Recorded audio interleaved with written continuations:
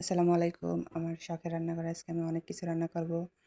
আমি প্রথমে ডিম সিদ্ধ উঠায় দিছি, অন্য চুলায় আমি ভাত উঠায় দিছি।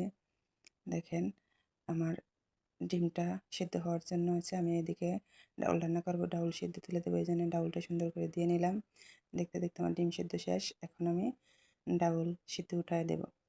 আমি পানি দিয়ে দিছি, পানিটা গরম হওয়ার পরে ডাউল দিয়ে একটু নুন দিয়ে দিয়ে দিছি। দেখেন ডাউল বলক চলে এসেছে। এখন আমি ময়লা পানিটা ফেলে দেব। এদিকে আমি ডিমটা সুন্দর করে ছেলে নেব। ডিম ছোলানো শেষ। এখন আমি ভাতটাও প্রায় হয়ে গেছে। এই দেখেন আমার ডাউলের কি অবস্থা, সব পানি শেষ হয়ে গেছে, একদম আমার ভাত হয়ে গেছে। আমি অন্য চুলায় আমি ডাউলটা রান্না করার জন্য আমি তেল দিয়ে দিছি, কাঁচামরিচ পেঁয়াজ কুচি দিয়ে একটু নেড়ে চেড়ে আমি একটু মশলা দিয়ে দেখেন আমি এখন গরুর চর্বিটাও দিয়ে দেবো। আমি তেলের সাথে চর্বিটা সুন্দর করে ভাজি করে নেব। এখন আমি সব ধরনের মশলা দিয়ে সুন্দর করে কষায় নেব। যেহেতু গরুর চর্বি আছে এর জন্য অনেক সময় ধরে কষাতে হবে। আমি সব ধরনের মশলা, আমি শুকনো মরিচের গুঁড়োটা একটু বেশি দিলাম, একটু পানি দিয়ে আমি সুন্দর করে কষায় নেব।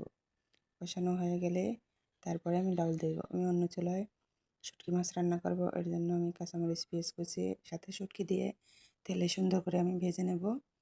আমি শুটকিটা এদিকে এইভাবেই রান্না করি। এদিকে আমার চর্বিটা কষানো শেষ। এখন আমি ডাউল দিয়ে কষায় একটু সোডা দিয়ে দিছি। এই তো এখন আমি শুটকিটাতে সব ধরনের মশলা দিয়ে সুন্দর করে আমি একটু পানি দিয়ে কষায় নেব। এই তো আমার কষানো প্রায় শেষ। এখন আমি বেগুন দিয়ে একটু কষায় নেব। দেখেন আমার বেগুনটা মনে হয় একটু বেশি হয়ে গেছে। তারপরে শুটকির তরকারি আমার অনেক পছন্দ, এই জন্য আমি একটু বেশি করে রান্না করতেছি।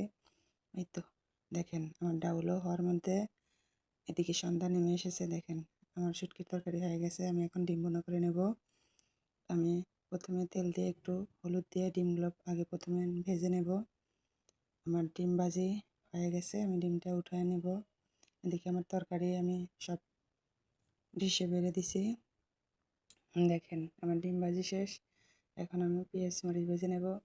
দেখতে দেখতে একদম সন্ধ্যা নেমে এসেছে। দেখেন আমি ভাবিনি যে এত রাত হয়ে যাবে। এই তো আমার ডিমও প্রায় হওয়ার মধ্যেই, আমি ডিমটা এখন একটু সুন্দর করে কষা নিলেই হয়ে যাবে। দেখেন আমার সব হয়ে গেছে, এদিকে অন্ধকার হয়ে গেছে। এই তো আমি ডিমটা সুন্দর করে ঢেলে নিলাম। এখন ডাউলটা, আজকে রান্না কেমন হয়েছে সবাই কমেন্টে বলে যাবেন।